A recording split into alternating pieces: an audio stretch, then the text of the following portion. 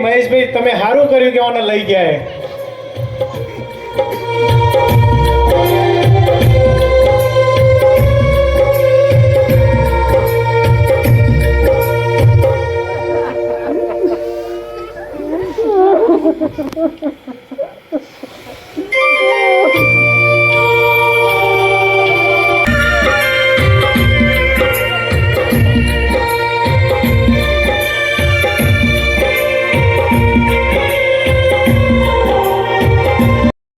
नियोजन शर परिलंघन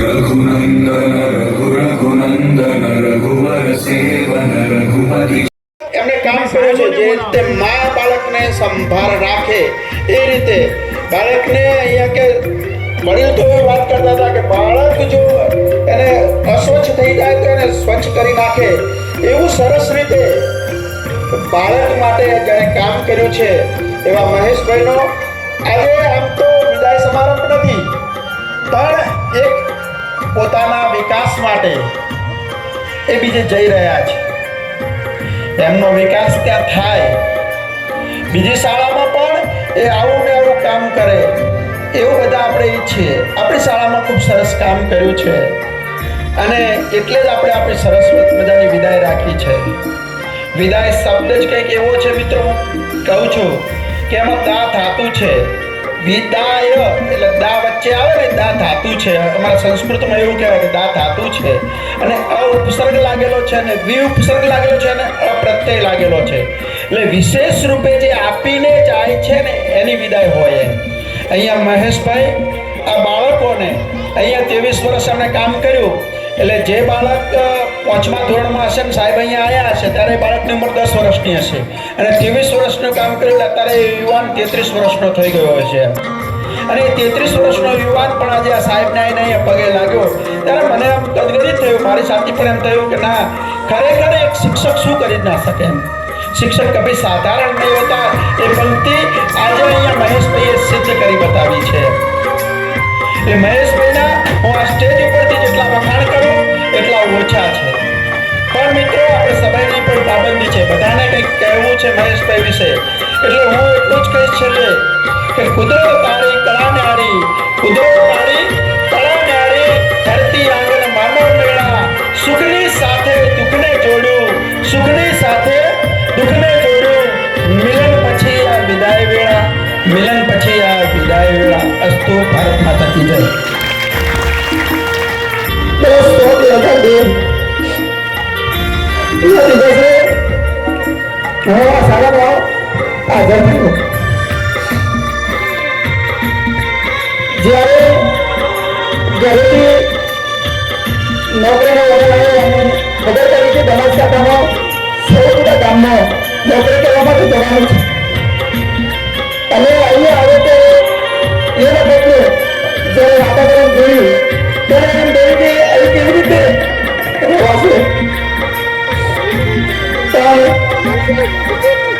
શરૂઆત કરી એ વખતે મારે અંદર 21 વર્ષની હતી અને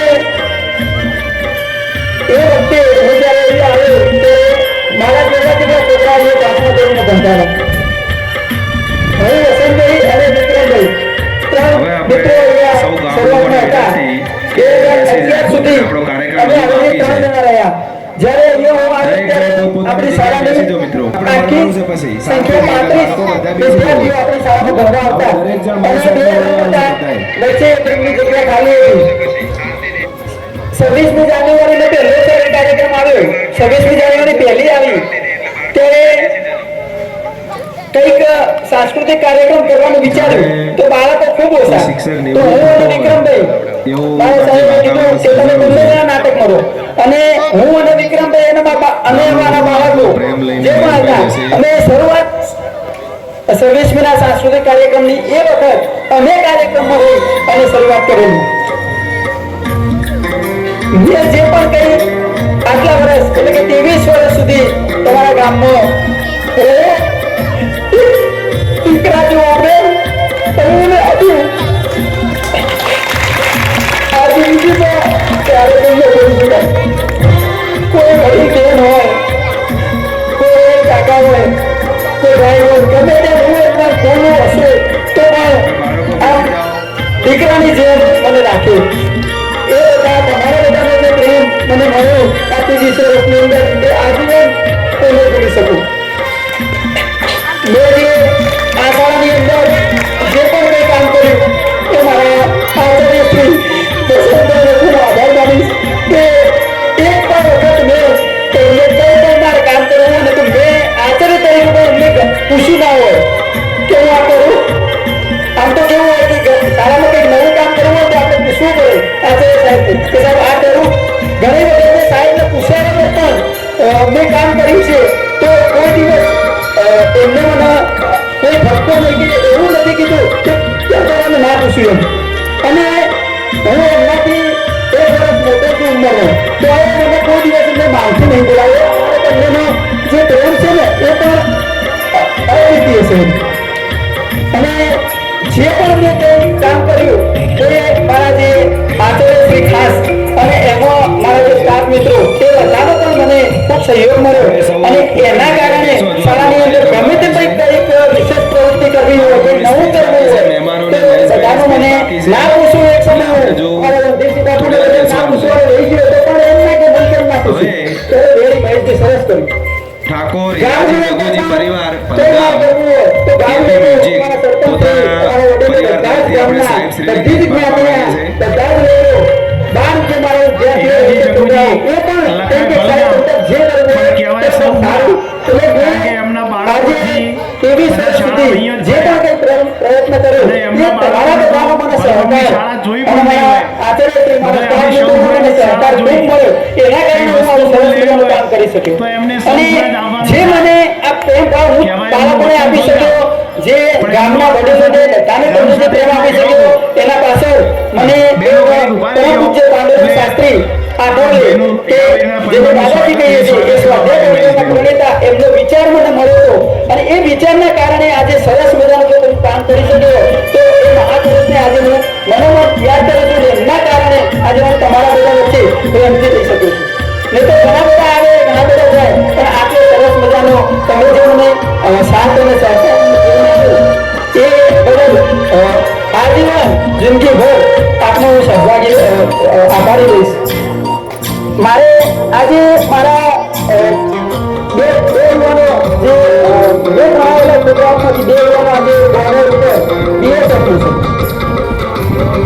એટલે મને આજે ગમે ત્યારે આવી કોઈ નેક્સ્ટ લેવલની વાત કરે તો મને પોતાને એમ થાય કે ભાઈ મારા ભણાવેલા 2 દીકરાઓ પણ ત્યાં બોર્ડર ઉપર છે. આજે સાથે સાથે ઘણા બાળકો મારા આજે વાલી છે.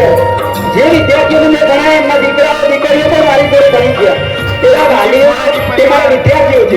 એ વિદ્યાર્થીઓ ભણાવેલા છે કે જેમને ગણવું ન ગમતું અને હર ઉપર જ્યારે હું લેવા જાઉં ત્યારે એમની મમ્મીના જોડે હસી જાય અને છતાં પણ હું ઉતારી અને લાવું તો એ ક્યારે લાવી શકતો નહીં તો કોઈ એમ હોય કે સાહેબ લઈ આવવા છોકરો મૂકી દેવાનું.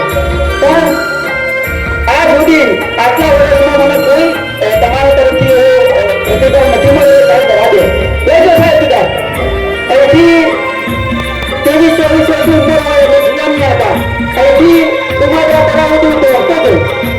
અને મને યાદ છે એમને છે એમને છોકરાઓ એ શિયાળાની સિઝનમાં રાયડામાં હંતાઈ જાય.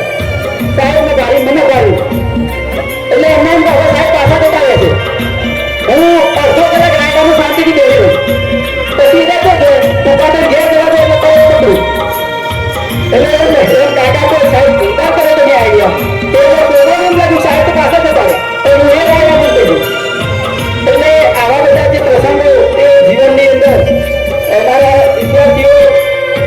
તૂટી જાય કે સાહેબ તો જોતા આવતા નથી.